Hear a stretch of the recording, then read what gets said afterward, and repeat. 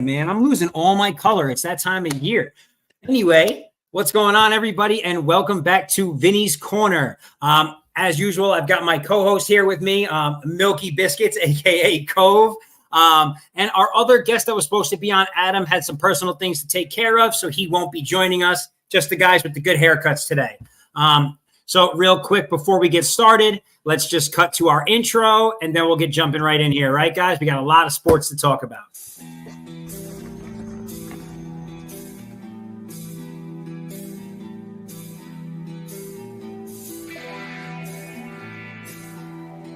Purdue as Mitchell looks for an answer. Ooh, pure, nothing but net. Garland to the basket, stole the inbound pass. He lays it in. Basketball down there. Very high percentage shot for him from that spot. Merrill for three. Tristan Thompson on the floor. Diaz for three. That's short. Hard rebound. Ricochets out to Merrill for three again.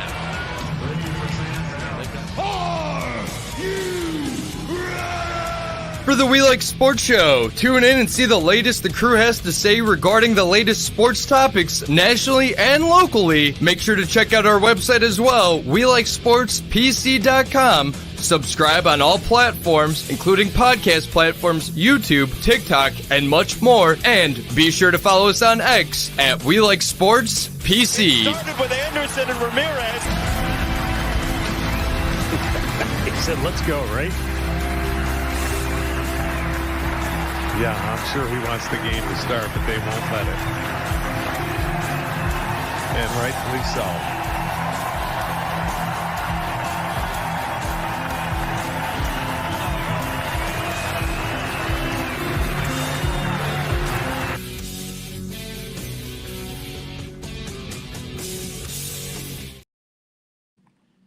What's going on, guys? And welcome back to Vinny's Corner.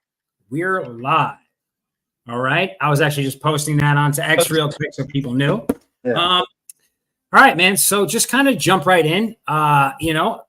We had the trade deadline in the NFL. Free agency has kicked off in Major League Baseball. Hockey is now well underway. So we do have a few solid topics to discuss today. How do you want to kick this off? You want to jump in with the NFL first? What do you think? Yeah, we can go NFL first. All right. All right. So, okay, good. We got some NBA stuff here too. So NFL, right? So listen, guys, there was a lot to be said for the trade deadline. Winners, losers. Here's the thing I just didn't understand. I'm an NFC East football fan. I'm a Giants fan. We're terrible. No excuse for us. Glad we didn't do anything. If anything, we should have sold some stuff maybe. But what does everybody think? Why are the Cowboys under the belief that they should be buyers? Why would they go out and look for a piece to add as if that, like Jonathan Mingo, a developing receiver, was going to be the thing that fixed them? I'm at a loss for this, so. It's crazy. Like, Jerry Jones is just crazy. Guy is just out of touch with reality at this point, right? I'm not really sure how else I can say that. Jerry's world, as they call it, it's just a crazy place. I mean, I don't know what people think. I don't know what the logic is there, but to me, it's just hectic. I don't really know how else to say it. So just kind of jumping right in. What do we got? What's the first question we got looking at this week? Bengals and Ravens. Bengals and Ravens. All right. So listen. Okay, you know what? Hold on. That's my fault. Before we do that, the one thing I do want to say, I don't know if anybody was paying attention to the trade deadline stuff, but I think that with just a couple of minor moves, adding a receiver, adding an edge rush, I think that the Steelers really solidified themselves, and I think they're going to try and make a push to win that division. I'm pretty excited about it. Now, that being said, we got the Bengals and the Ravens, AFC North. That's what made me think about it and why I wanted to just kind of come back to it here. So what's that first question? How do we think the Bengals offensive strategy will hold up against the Ravens defense this Thursday? Stop the run. They got to stop the run. That's what they got to do. Derrick Henry's got over 1,000 yards already, and he hasn't really started yet. Like, he literally, it was like a few games in where he's slow, and 8 games in, he's got 1,000 runs. Like, come on now. Like, so you got to stop Henry, or he's going to run all over you. I can agree with that. I think that Joe Burrow's Joe Burrow's got like really good numbers this year. You know what? Let me pull that up while we're sitting here. Because I think that it's lost the Bengals by 3 because the Bengals missed the field goal. Like this team is losing games at this point, and so this is kind of where the question, I guess, for me lies, right? Like, what do the Bengals need to change? Right. So look, Joe Burrow's already got over almost 2,500 passing yards this season. He's got 70%. He's completing 70% of his passes, which to me is like, that's amazing. 20 touchdowns, only 4 interceptions, but the team's just not winning games. So, stopping the run, I think, first of all, I think it's huge. I think that the Ravens, they've embraced their identity this year by adding Derrick Henry. They are a running football team. I think that they got away from it in the AFC Championship last year when they played against the Chiefs, and that was the reason why they ended up losing, because they were just trying to pass too much. So in adding this guy, they've kind of changed things up for themselves. What in God's name are you doing over there? Oh, just picking at something. But so listen, I completely agree. I think that the defensive side of the ball for the Bengals is kind of a real struggle at this point. Team leaders, right? So for interceptions, team leaders, right? They have one their leading defender with interceptions has 1 interception on the season. Okay, so like they're really not doing a lot. I kind of feel like that team's done, to be honest. I think the Bengals are done. I think that if they lose this game, it's really firm, like the writing's on the wall. I don't know what you do at that point, but you're 100% right. At this point, any team needs to stop the run when it comes to playing the Ravens. Yeah. And I think the Ravens really need to work on their defense too, though, right? Because their offense has just played so well that it's covering up the deficiencies that you see in that team, and the deficiencies really on the defensive side of the ball. Yeah. So, to me, I can agree with you on that. Moving right along, just kind of looking at these questions here that we got for this week. So, question number 2, what are your expectations? Now so this is kind of an interesting one, right? The Giants and the Panthers playing in Munich, Germany. When you're already a bad team and then you go overseas and lose, and you go overseas and lose to, say, the Panthers, like if the Giants do that, I'm really not sure where they go from here. Now, John Mara has been very explicit about the fact that he is not getting rid of Daboll as a coach. Yeah. That is not in his plans for the offseason. He's definitely not doing it during season. I don't know. I'm not sure where he goes with it, really. And to me, I don't know what the answer is. The Giants need to win this game, but they also need to lose this game. Yeah. That's probably the easiest way I can say it. Like, at this point, I don't see the benefit to our team winning games, but you also I'm also not a person who's a proponent of tanking. So I don't know. What do you think? I expect this one to be close. I don't expect it to be better than the other. I expect a field goal to win this game. Who do you think wins it? Actually, I'm going to give it to Carolina. That doesn't really surprise me. I mean, the Giants haven't done anything offensively this season to make me feel like I think Tracy might have a 100-yard game. He might do okay, but as a whole, the team is just not scoring where they should be. They're not really doing anything to make me feel like something positive is going to happen. So I can agree with you on that. Sorry, I'm just sending out a quick note to some of the chats, let people know that we are live in case they're interested in popping in. But to me, this is a tough game. This is just 2 spent teams. I don't see anything going good for either of them. But I do have more confidence in Andy Dalton than I have in Daniel Jones. Daniel Jones is, he's just as bad as it gets. So I don't really know what you say to that, All right, so game 3 that we're looking at this week, Saints and the Falcons. I mean, I don't know. What are your thoughts? I feel like the Falcons are running away with the division. Oh yeah, they're definitely. There's no way the Saints are on epic spiral of what the fuck. It's 92 points in 2 games and then losing 7 straight. Like what? How do you epically fuck that bad? Honestly, it's hard to say. I had a little bit of hope for them at the beginning of the season. At this point, I kind of felt like, they sold off one player. I feel like they should have. Derek Carr was going to choke, and he fucking did. I was like, oh, yeah. I kind of feel like that. I feel like the Saints, after they fired the coach, they should have had a fire sale. They should have got rid of a bunch of players. And then Kamara decides to fucking sign an extension. He's like, "What are you doing, dude?" I guess he loves the city, but holy shit. Well, it's one of those things where, these guys are a lot of them are there to get paid, right? And so if the money's right, they're going to do it. There, take it. Yeah, I'd take it myself, right? And so it's not really the best look for that team. Firing the head coach, I think that was necessary, I don't know what the answer is, though. They have a lot of work to be done. So fire the coach when the whole rest of the team just can't play. What the hell? Listen, New Orleans fans have been calling. They've been calling for that guy's head since last year. So I'm not surprised by that. I think that kind of quieted fans down a little bit. But 7 games in a row, I mean, they're the only teams that might have worse odds, and I'm not sure exactly what the numbers are, but probably the worst 3 teams in the league odds-wise right now to make the playoffs are the Giants, the Panthers.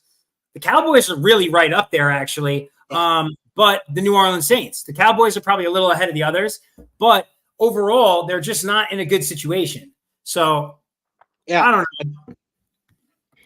Like, how the fuck do the Panthers, who are epically the worst team in the league, now the Saints are right beside them? I have a feeling that, and I forget what's their coach's name. I feel like, I know the owner, Tepper. I feel like Tepper is going to fire their coach too. So I wouldn't be surprised to see that happen in the next week or two. Yeah. If I'm being perfectly honest. These are just it's kind of amazing at this point. There's such a disparity. There are some teams that are just terrible, and there are some teams that are pretty solid. Yeah. So are they choking just to get the number 1? Really? I mean, what does it matter if you can't develop a quarterback? Right? Because that's what they're going to try and do, right? Go out and get another quarterback. Well, New Orleans has Rattler, but apparently they're not going to utilize him.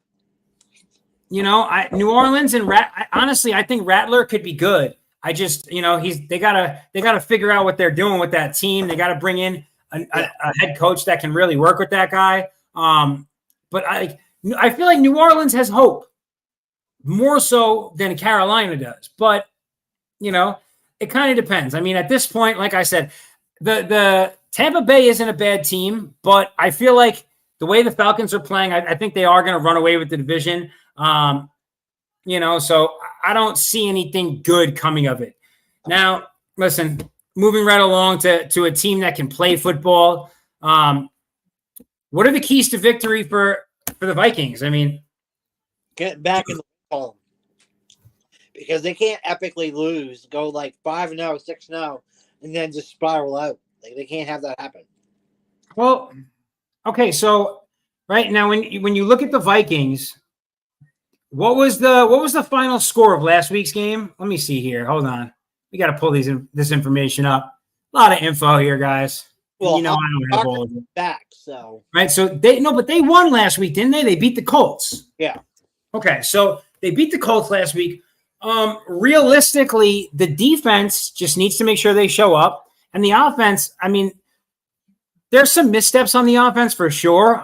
Sam Darnold can't fall back into being Sam Darnold. He's got to keep in tune. He's got the receivers, he's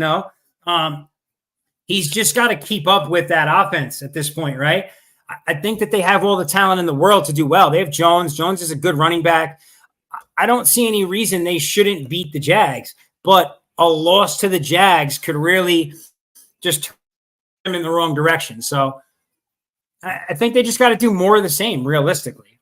But, real quick, guys, just want to give a quick shout out to one of our sponsors. You probably got to see his article last weekend on WeLikeSportsPC.com. That's our hosting network. The Black Bookie, Uncle Joe.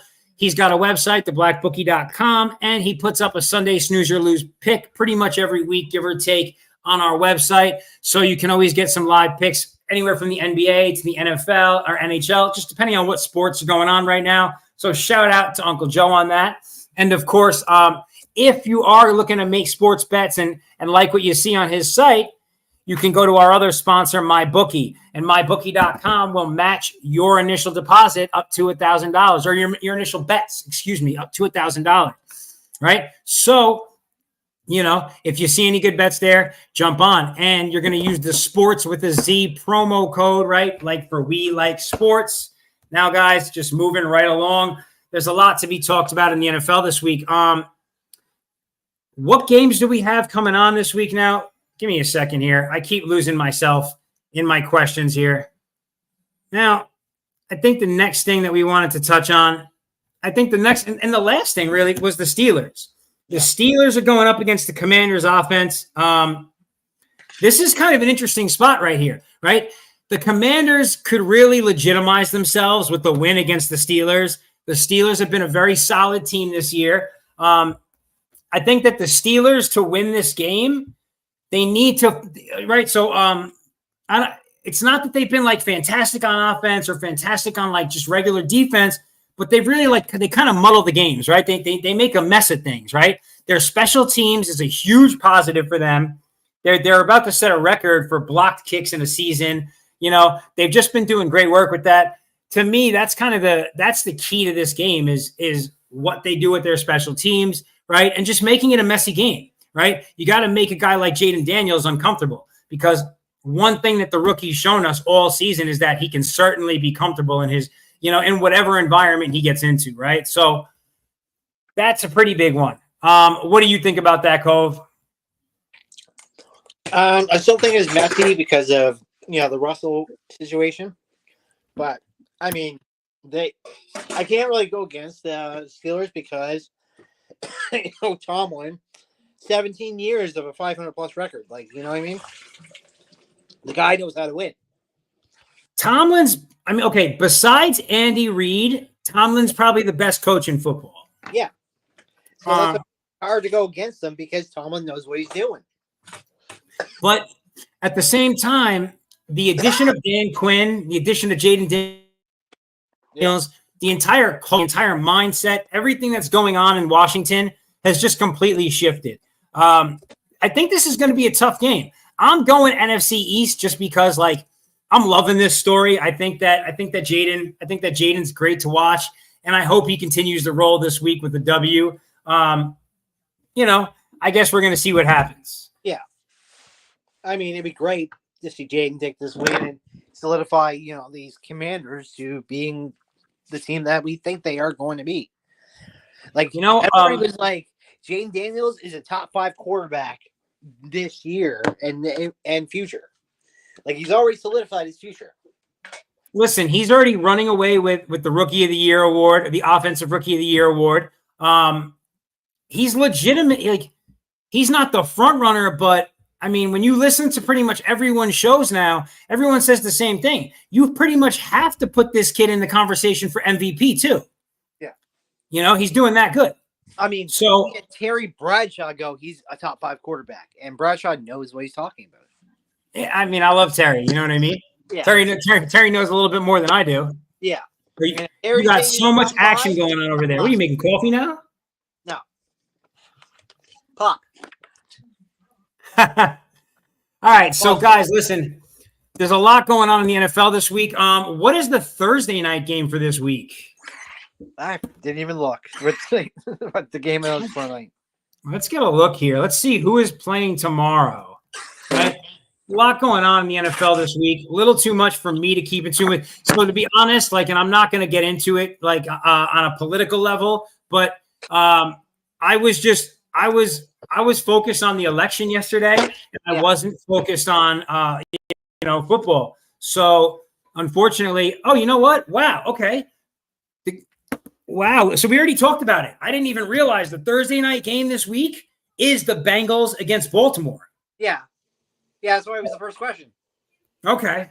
So this is all right. Great. So that's going to be an amazing game. I'm actually going to tune in. I haven't been making a lot of Thursday night games recently just because I don't know. I haven't. Life happens. It comes at you fast. Yeah. Now, the next area that we want to kind of jump on, and I'm excited about this, it's NHL. I've been enjoying the NHL this season a lot. So, before we jump into the questions, is there anything just like in general that stood out to you this season? Not really. I mean, what, on hockey or football? On hockey. It doesn't really jumped out on me, but people have to realize Marc-Andre Fleury is finally going to retire. Like, this is his last year. Yeah. Okay. Well, so listen, 22 years. Come on now. He doesn't need to play anymore. He's played for 22 years. He's got 4 Stanley Cups. So I think 4. 3 is for sure. So listen, I'm going to tell you. Somebody pointed this out to me today. Guy named Vegas Hockey Freak on X.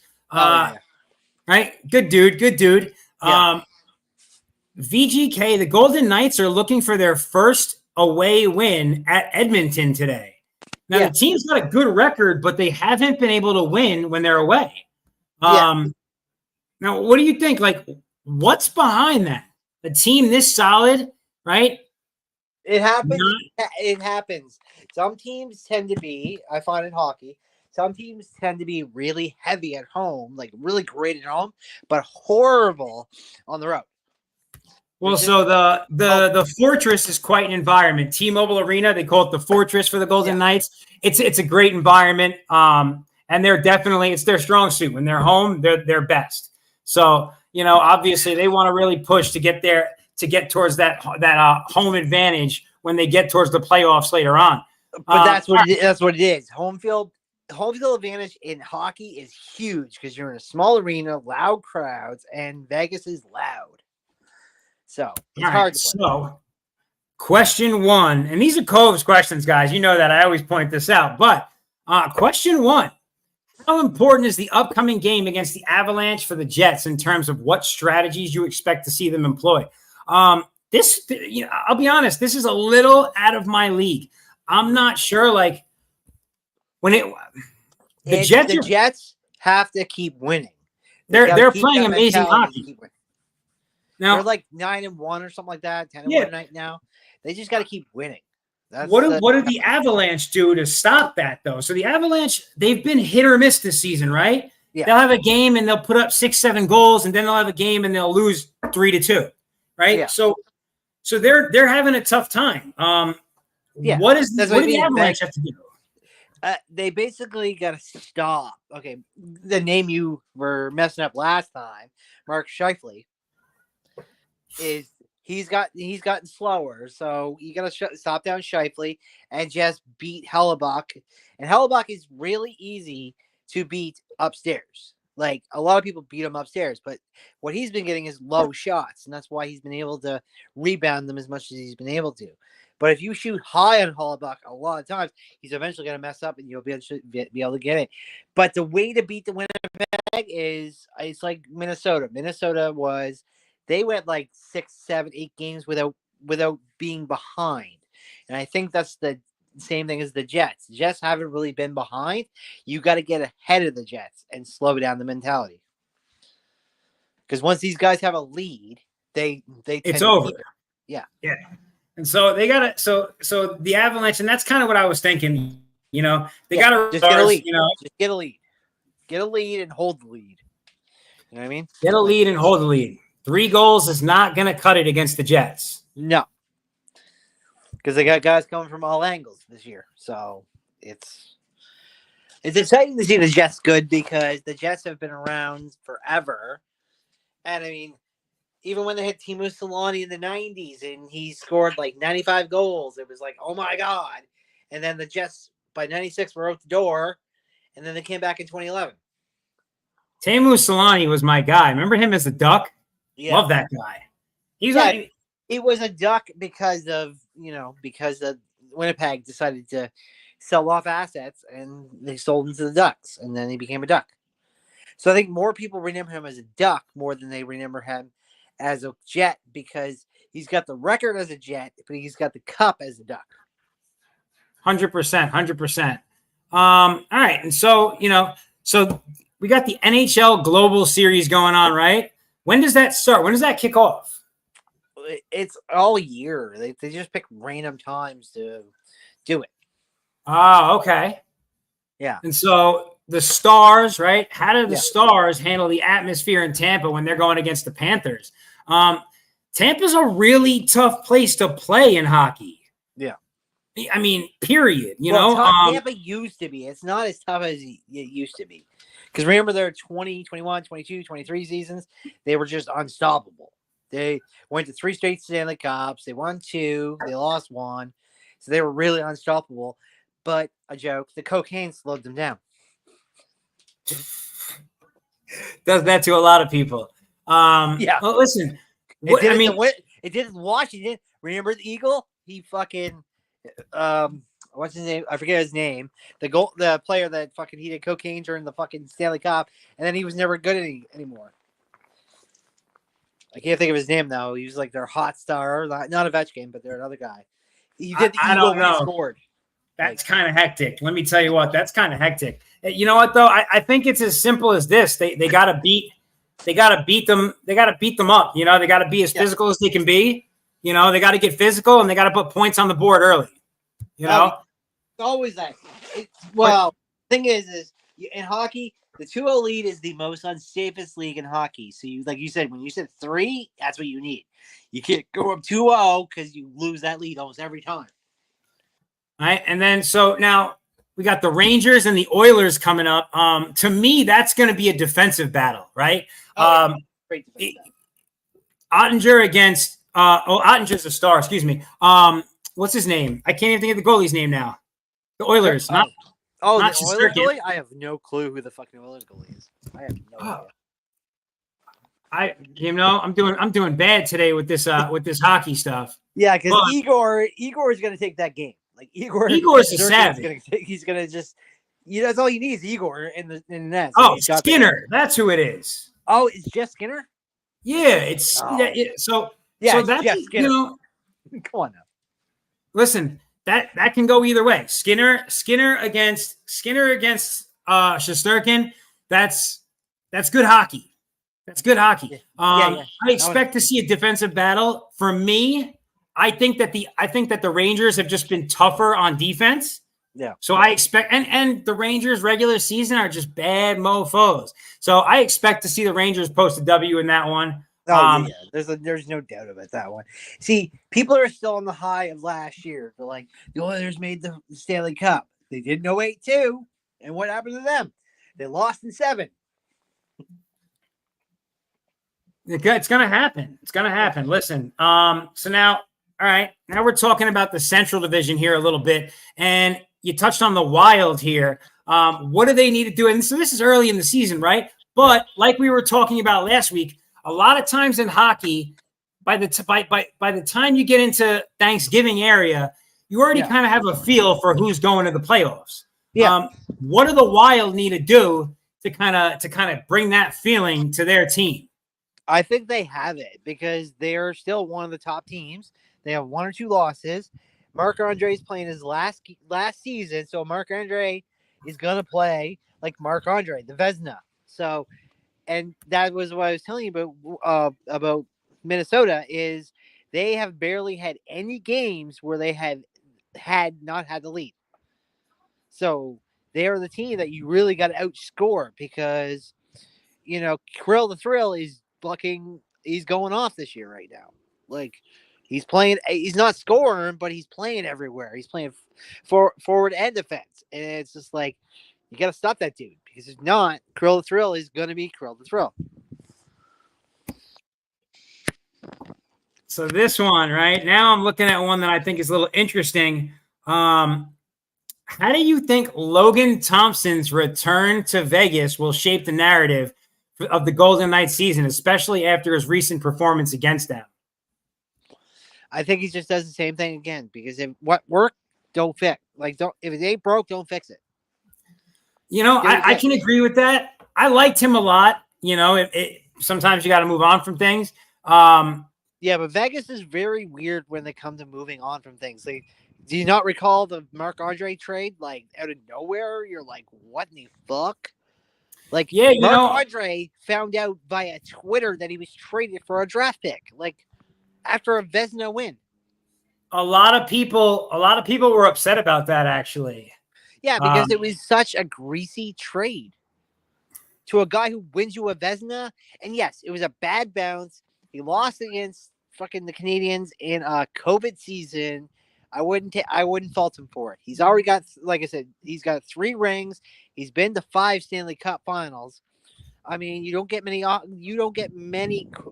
guys that long that can continuously put a team in the fucking playoffs and get them to win. You know, you're 100% right about that.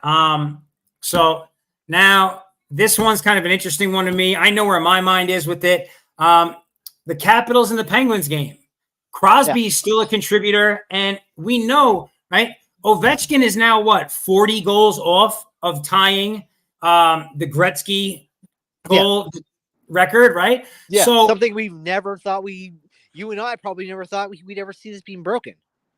You know, well, I don't think the points record's going to get broken, but the goal record, yeah, the gold record. But you look at it right now. He came in 2004. He's been playing 20 years to get even close to that record.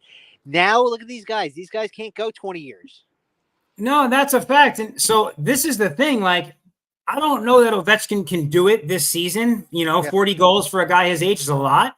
But this is the 20th season. It took 20 seasons to set that record. It would be awesome to see Ovechkin break it in this season, you know, because that to me, that would speak such volumes, you know, and I would love to see it. 20. Yeah. It took 16. He only played 16 seasons. I thought he played 20 seasons. Are you sure? No, 96. 96 is when he retired. I feel like I'm tripping right now. I actually Googled this fact and Google told me the wrong thing. So now I'm going back to look at it again. I swear to God, he retired in 1996 because he played with Messier and retired in 96. Or against Messier. I think he said farewell in New York. Look. 20? This is Google. Yeah. Google says he played from 1979 to 1999. Yeah. Oh, you played in 99? I didn't think he played in 99. I could have swore it was like 96, 97 when he retired. He played 20 seasons for 4 teams, retiring at the age of 38, nicknamed the Great One. Whew, I'm glad that I was right for a change. I don't well, okay, 96, 97, he probably, that's when he just didn't really play a lot. He didn't score a lot of points in the last, if you look at his stats, he didn't score a lot in the last few years. I'm pulling them up right now. Accept all cookies. Let's get this up here. It's kind of interesting, right? I love this kind of stuff. Gretzky, let's see. Okay, hold on. Goals and assists. In the 98-99 season. Yeah. In 95 and 96, he had like 8 goals, 9 goals, like very low. Yeah, that's what I mean. He's like I said, but 96, 97, he really was just there. Yeah. But he wasn't the Gretzky that you think of. Well, yeah, I mean, it's not like, listen, in the 81-82 season, the guy had fucking 92 goals. Yeah, he had he has the top 10 most points in hockey history for a season. That's really that's an out of control stat. He was literally scoring, averaging just over a goal every game. His average is 145.5. It's kind of ridiculous. Just a little bit. 145. You got to do 146 points a season to tie Gretzky for his all-time points. And Yager, who is 62, finally has more. He has the second most points now. Yeah, It took him 37 years. Well, I was going to say, yeah, Yager's played 500 years of basketball, or I said basketball because I'm looking at the NBA right now. Yager's old, bro. I mean, the fact that he still plays professionally anywhere it's kind of mind blowing. I don't know how else to say it. It's one of the more ridiculous things that's out there. So now listen, kind of switch gears a little bit, guys. I just want to give a quick shout out to my last sponsor of the day, Dubby. Dubby is a pre-workout. If you want a pre-workout without the jitters, try Dubby. You'll get that little upbeat kick in your step, but you will not feel too jittery. So check it out at Dubby.com. We Like Sports with a Z is the promo code to get 10% off on your purchase. And so just jumping right into the NBA, kind of one of the bigger stories this season. The Thunder are currently 7-0. They're undefeated. How do they continue that pace? What do they need to do to keep a pace like that? Just do what they're doing. They got a young squad, and they just know how to pass that ball around. And the way they're playing, they are a very dangerous team. OKC is a very dangerous team. Like, they were dangerous last year, but they just didn't have the experience. Now these boys have had one season under them. Now they know what it needs to win, and they've showed it right now. Yeah, listen, a lot of people have picked them to win the West. I don't think that's crazy. They are a young squad, but they're definitely talented enough to do it. The West has got a lot of heavy hitters. You know, obviously the Nuggets, the Mavericks. I mean, there are teams that can definitely stop them. But I wouldn't be surprised to see them do it. Now, looking at the Cavaliers, so this is interesting. We got some East teams here, and these ones are kind of important to me because I'm a Knicks fan, as you guys might know. What the Cavaliers, they've been a pretty good team so far as of late. You know, they've been tough. That's probably the easiest way to say it. They've been a tough team so far. But like it says, my question is, their bench, and you know NBA, if your bench can do it, your team's going to win. Yeah, I mean, listen, they're an 8-0 team. I don't think that they're going to be able to keep, I mean, obviously, it's basketball. Nobody's going to go undefeated in a regular season of basketball. No one's going to do better than the Bulls, and no one's going to do better than fucking Gold State. Like, those two teams will not be matched for a while. Yeah, but I guess, like, here's the question is, does that team have a deep enough bench to make a deep run into the playoffs? I guess that's really where the question is for me. Yeah. Right now, they're like the top of the division, but where do you see this team come playoff time? They're going to be a top team, but they're going to be like a 2 or 3. Like, they're going to be a 2 or 3 for sure. If they keep on the pace they're going. Yes, a 2 or 3 for sure. But outside that, I can't see them dipping below 4th. But for them, it's depending on the matchups. It's like Cavaliers like to play good against certain teams, and if they get a shitty matchup going into the playoffs, then it's going to really affect them. Yeah, no, I can agree with that. And now kind of the incumbent one for the whole league, obviously, and for the East, especially the Celtics. Now, this is an interesting one because you highlighted the fact that they've been struggling recently behind the arc. Now, against the Knicks, they literally made it rain threes the whole night. So It was one of the tough, like, it blew my mind. That one wasn't a surprise to me because the Knicks fans ruin it every time. What are you trying to say? This is the environment that the Knicks fans ruin it.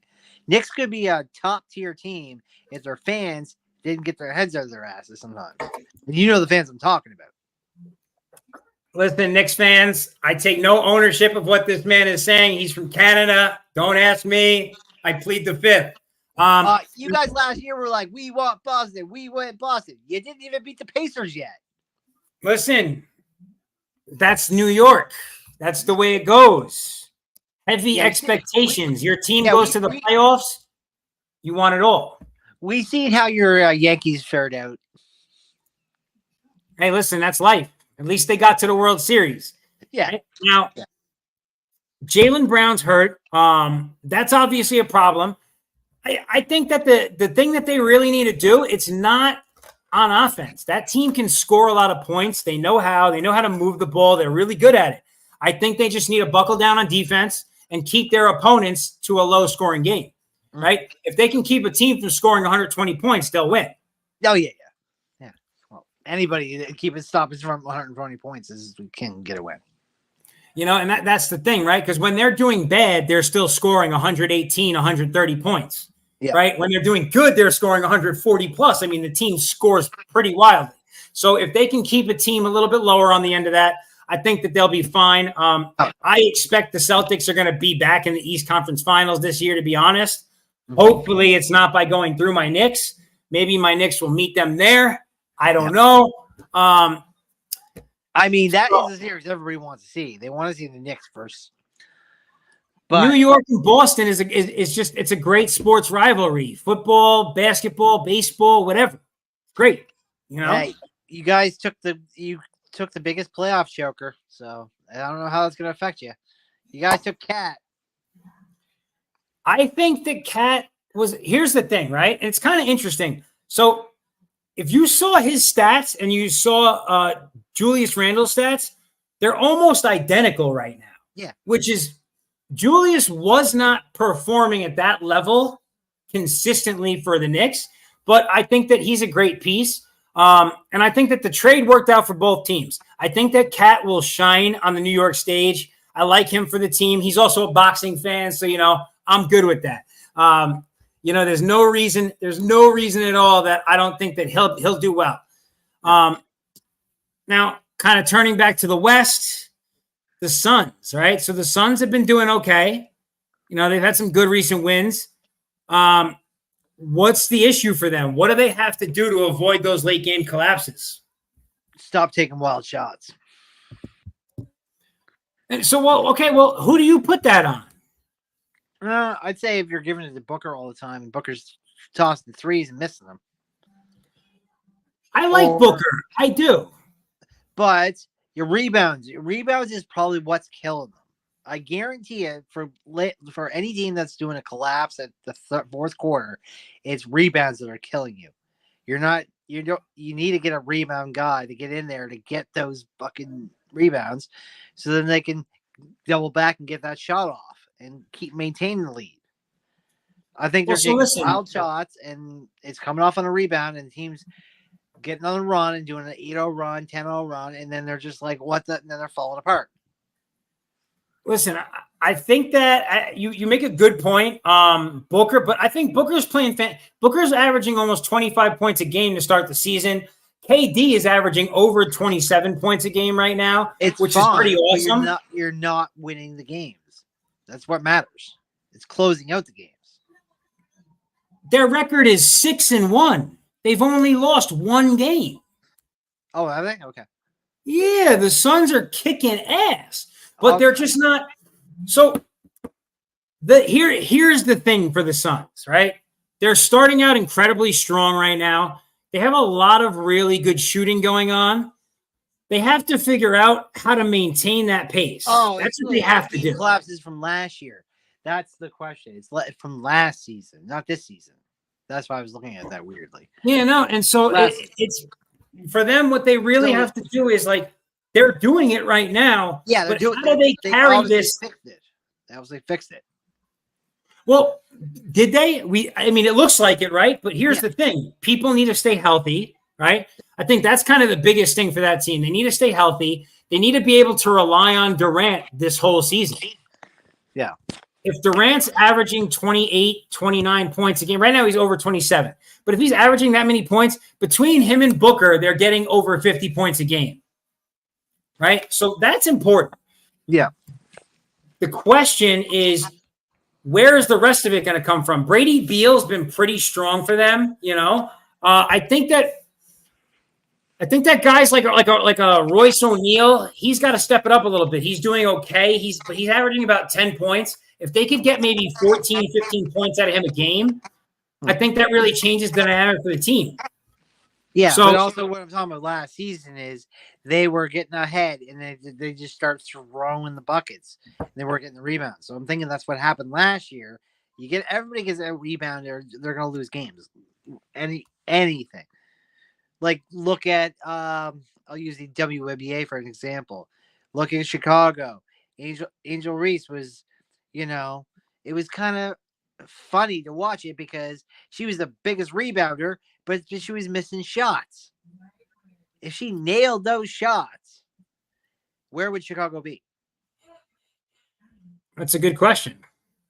All right. I mean, that's definitely a good question. They literally had to her agent had to get them to shut down Twitter feeds of showing her miss 7 baskets in a row because it was making her look bad.